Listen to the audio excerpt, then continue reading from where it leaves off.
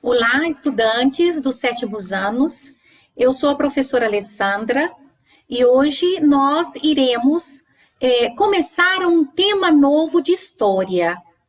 Nós iremos começar um pouco a falar, a entender, a estudar sobre as grandes navegações.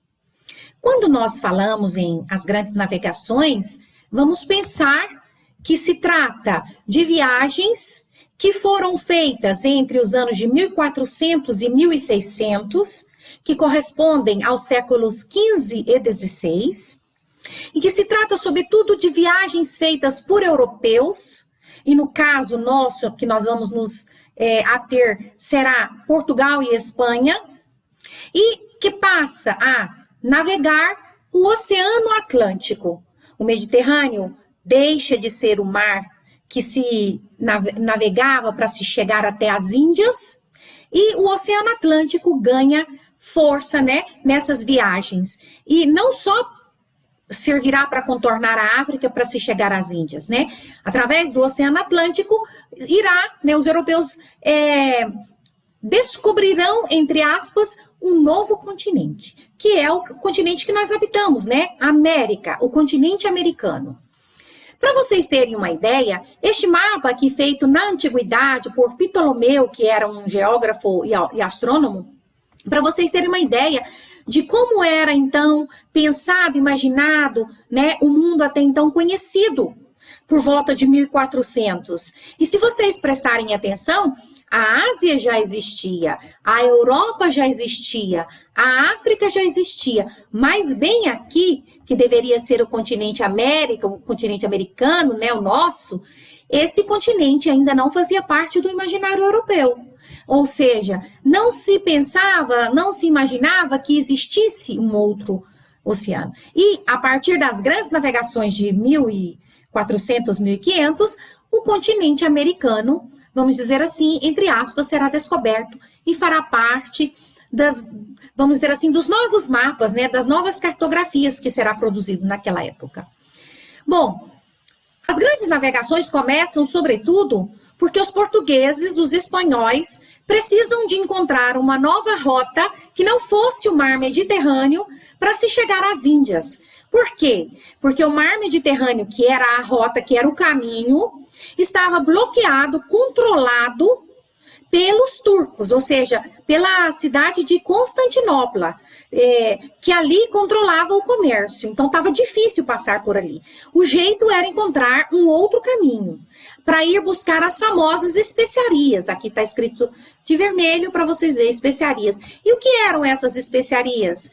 Cravo, canela, pimenta do reino, pimenta malagueta, açafrão, gengibre. E também noz moscada, tudo isso que na época valia muito na Europa. Também tapetes persas, também artigos de seda e outros artigos de luxo. Para vocês terem uma ideia, olha, a rota pelo mar Mediterrâneo era esta, aqui está a Europa. Então, os europeus eram acostumados a fazer o mar Mediterrâneo para se chegar, e também uma parte da viagem por terra, para se chegar até a Índia. E aqui em Calicut, Goa, se realizava esse comércio. Mas aqui, onde hoje nós chamamos Turquia, que na época não se chamava Turquia, que era, vamos dizer assim, Constantinopla, vai barrar as grandes navegações. Então, o jeito é encontrar uma nova rota. Será que vai dar certo contornar a África? Vai ficar mais longa a viagem. Será que vai dar certo atravessar o Oceano Atlântico para poder fazer o contorno do mundo e se chegar aqui? Vai ficar muito mais longa a viagem. Mas estas tentativas irão acontecer.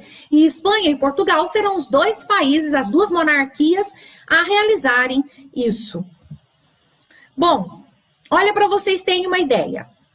Aqui é Lisboa, Está bem de frente para o Oceano Atlântico. E aqui era muito mais fácil ela ir para o norte da África, navegar o mar Mediterrâneo e se chegar às Índias. Mas aqui está controlado, pelos turcos otomanos, pelos árabes, vamos dizer assim. Então, o jeito é encontrar essa nova rota aqui. E algumas tentativas irão acontecer, para vocês verem aqui como é que é. Por exemplo, Bartolomeu Dias, por volta de 1415, 1420, 30 e assim por diante, vai tentar contornar a África. O contorno da África nós chamamos de périplo africano. Mas ele vai chegar até aqui. Hoje aqui é a África do Sul. Né? Aqui para eles se chamava Cabo das Tormentas. Aqui eles acreditavam que não podia ir além, porque a viagem se tornava extremamente perigosa. Eles não tinham esse conhecimento ainda, né? À medida que eles iam fazendo a costa, eles iam fazendo as anotações da geografia, do relevo, das paisagens, para depois, né, poder redigir, desenhar as cartinhas geográficas. Bom, depois nós temos aqui o Vasco da Gama, que em 1498, olha o Vasco aí, o Vascão aí, vai conseguir contornar toda a África, inclusive o Cabo das Tormentas, e vai se chegar até a Índia. Ali a rota está garantida, né? Ele conseguiu, é um sucesso para Portugal, que até então estava com essa dificuldade. E esse cabo que se chamava das Tormentas passará a se chamar Cabo da Boa Esperança, porque perceberam que além era possível viajar. E em 1500, nós temos a rota do famoso Pedro Álvares Cabral, que vai desviar um pouco a sua rota, os seus homens, cerca de 1.500 pessoas que viajam com ele, em cerca de 14, 15 navios, e, vamos dizer assim, vão chegar a um outro lugar, que hoje nós sabemos que é Porto Seguro, na Bahia, e depois a rota vai continuar até Calicut, Goa, na Índia. E a viagem volta depois, os navios voltam lotados de especiarias, de riquezas, de produtos de luxo para Portugal. E há quem diga que com um navio cheio era possível depois financiar mais 6 viagens, de tanta riqueza que produzia essas famosas especiarias. Há quem diga que quando Lisboa, patrocinou a viagem de Pedro Álvares Cabral, para ele desviar um pouquinho e chegar até aqui, há quem diga que Portugal já sabia da existência dessas terras, porque 8 anos antes, 1492, a Espanha havia chegado um pouco mais aqui em cima, no centro do continente americano. E Portugal, para não ficar para trás, veio ver para depois dividir isso com a Espanha. Bom, então vamos pensar que o Oceano Atlântico, que era conhecido até então como Mar Tenebroso, será o mar das aventuras de Portugal, da Espanha, mas também da França, da Holanda, da Inglaterra, à procura de novas terras, à procura de metais preciosos, à procura de novas riquezas. Mas existiam medos. Não era uma coisa fácil viajar 2, 3 meses em um oceano, no caso o Atlântico, que você não conhecia e não sabia, vamos dizer assim, qual era as dificuldades que se encontrariam. Existiam os medos imaginários e os medos reais.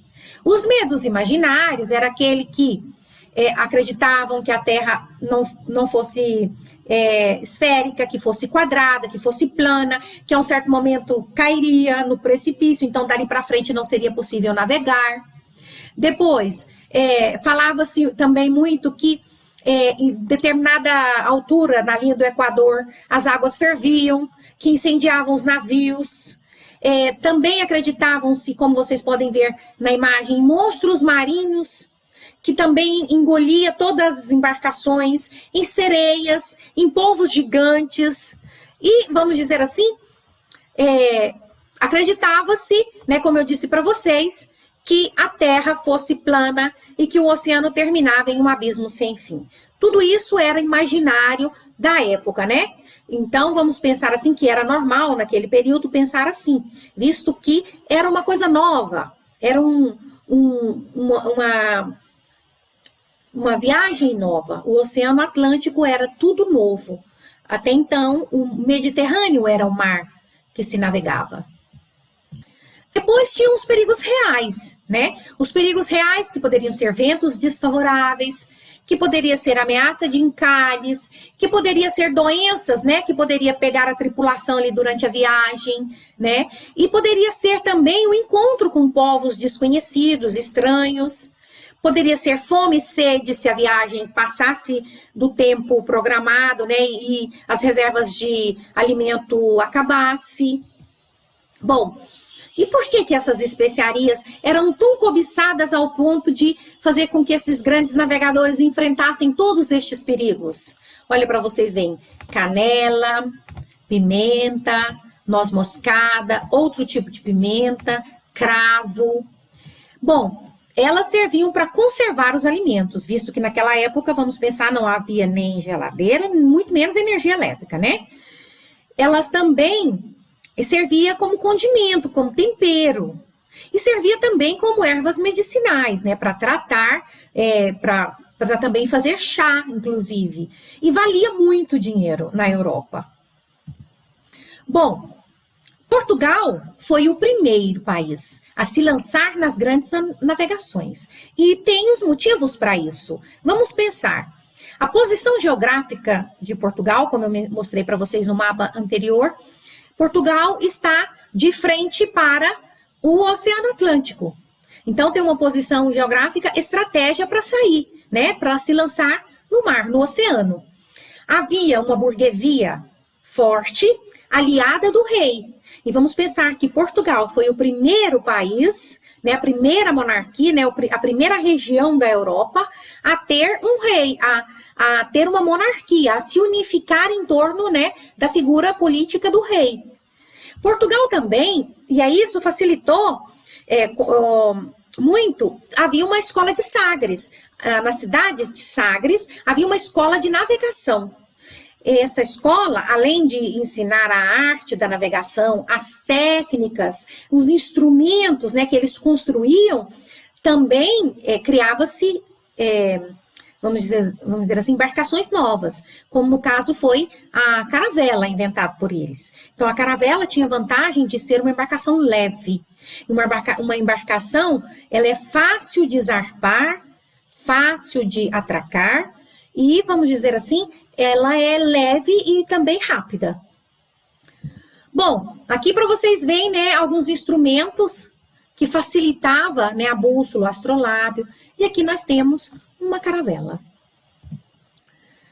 O objetivo das grandes navegações para todos os países praticamente foram os mesmos. Busca de novas minas de ouro e prata, porque existia uma política na Europa que era a política do mercantilismo.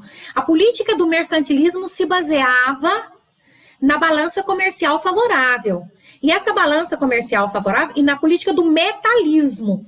Essa política do metalismo se baseava no seguinte: quanto mais um país tivesse em seu depósito, em seu caixa, reservas em ouro e em prata, mais esse país era rico, forte, respeitado e, vamos dizer assim, e rico. Então, a procura de ouro e prata era um dos primeiros objetivos. Expandir a fé católica. Então, dentro de todas as embarcações havia os padres jesuítas da Companhia de Jesus, que é aquela companhia que foi criada durante a Contra-Reforma para combater os protestantes. Eram soldados de Cristo. Então, os jesuítas iam junto nessas grandes navegações para levar a fé católica que estava perdendo terreno, vamos dizer assim, na Europa. A busca por especiarias e artigos de luxos e novas terras, né, para se extrair riquezas, para colonizar, né, para produzir também novas riquezas. E aqui nessa imagem, vocês podem perceber, é a primeira missa que foi celebrada em solo daquele que será o Brasil, em 26 de abril de 1500, por Frei Henrique de Coimbra, apenas 4 dias após Pedro Álvares Cabral ter chegado aqui nas terras do Brasil. Então, aqui para vocês terem uma ideia, essas foram as rotas, né, dos grandes navegadores portugueses. Então, nós temos aqui o Vasco, né, da Gama, que é aquele que consegue contornar toda a África e se chegar às Índias. Nós temos o Pedro Álvares Cabral, que além, né, de chegar até as Índias, faz uma paradinha antes e descobre, entre aspas, o Brasil. E nós temos outros que irão realizar essa navegação, chegando inclusive até Portugal. Bom, a proposta de Portugal é contornar a África, como eu disse para vocês, através do Oceano Atlântico. A proposta da Espanha é viajar ao extremo ocidente para se chegar ao Oriente. Então, praticamente ela queria dar a volta ao mundo. Isso significa, então, que a Espanha já com seus navegadores e com a sua monarquia, o rei Fernando e Isabel, acreditavam na teoria da esfericidade da Terra. Bom, a Espanha, né, concorrente portuguesa, vai realizar essa viagem. Então, olha aqui para vocês verem o mapa. Aqui está Portugal, bem do lado está a Espanha. Os dois juntos formam a Península Ibérica. Portugal contorna toda a África pelo Oceano Atlântico, para se chegar às Índias. A Espanha vai viajar a extremo ocidente para se chegar ao Oriente. Então, dando a volta ao mundo, né? Bom, os espanhóis vão patrocinar a viagem de um navegador chamado Cristóvão Colombo. E o Cristóvão Colombo já acreditava na teoria da esfericidade da Terra e já acreditava também no heliocentrismo, ou seja, que é o Sol o centro do universo, e não no geocentrismo, que dizia que era a Terra o centro do universo.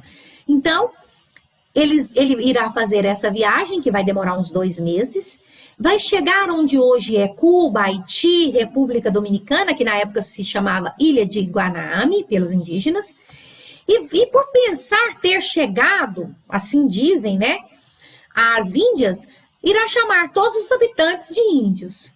E, vamos dizer assim, inclusive também, Cabral fará o mesmo.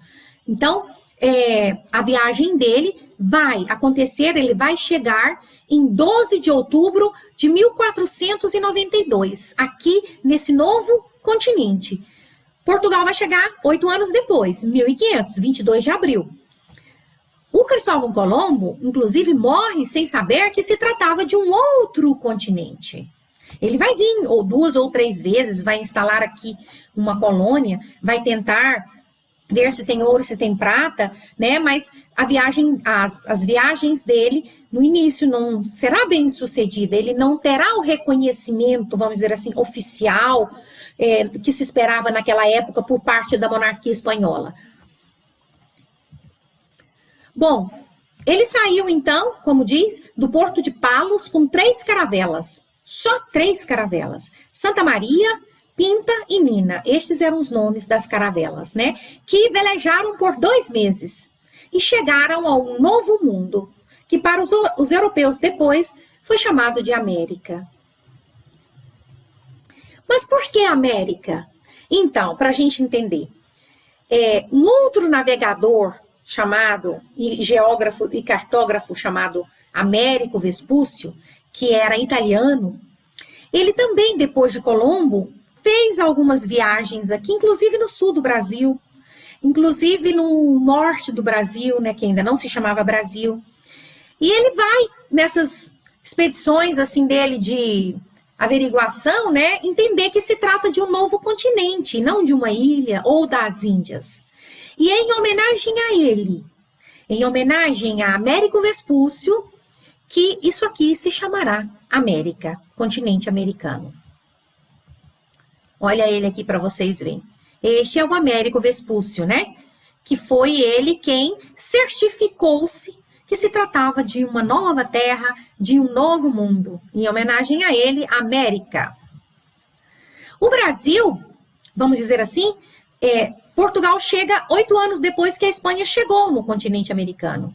E quem chega aqui um pouco mais, né? Enquanto que o Colombo chega lá no centro, né? Quem chega aqui é o Cabral. Chega onde hoje é Porto Seguro, que de início ele chama de Ilha de Veracruz, depois de Terra de Santa Cruz e depois de Brasil. No início, o pau-brasil será o único produto que por 30 anos vai ser comerciado, né, através do escambo, da troca entre indígenas e portugueses. E o brasileiro será aquele que realiza o comércio do pau-brasil, né? Hoje a gente já fala que brasileiro é todo aquele que nasce no solo do Brasil, né? Mas naquela época era só aquele que vendia pau-brasil. Aqui eu quero voltar para mostrar para vocês que quando Colombo chegou no continente americano e quando Cabral chegou aqui no Brasil, que também está no continente americano, essas terras não eram desabitadas, não eram vazias, não existia um povo. Não vamos pensar que estava vazia, que não existia ninguém aqui. Aqui existia uma população, para vocês terem uma ideia, só no Brasil, de cerca de 5 milhões de indígenas, que foram chamados genericamente de índios. Bom, cada povo tinha sua língua, seu costume, sua religião, sua cultura, suas lendas, seus mitos. O continente americano era todo habitado há cerca de 30 mil, 40 mil anos antes, né? E aí já havíamos aqui a civilização inca, a civilização maia, a civilização asteca e aqui os indígenas do Brasil, sendo a maioria, né, um grande número, do tronco tupi. Para os indígenas, essas terras se chamava Pindorama, né, terra de altas palmeiras. Para os portugueses, foi Ilha de Vera Cruz, terra de Santa Cruz e Brasil.